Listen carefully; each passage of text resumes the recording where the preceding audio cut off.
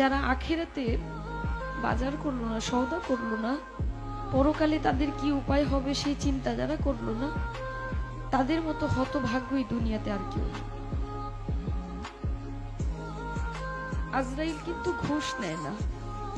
আমি অনেক টাকা গান করতে করতে অনেক টাকার মালিক, বাড়ি গাড়ি সবই আছে, যদি বলি যে আপাতত আমার গাড়িটা নিয়ে যান, আমাকে কয়েকটা দিন সময় দেন, মানবে?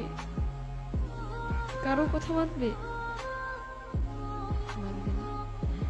মৃত্যুর কথা যে মানুষ দিনে 5 বার স্মরণ করে, সে কোনো ভুল কাজ করতে পারে না। একবার স্মরণ করে দেখেন, আপনি মরে গেলে আপনার সঙ্গে কে যাবে? আপনি মরে যাওয়ার সঙ্গে সঙ্গে সকল কিছু ভাগাভাগি হয়ে যাবে।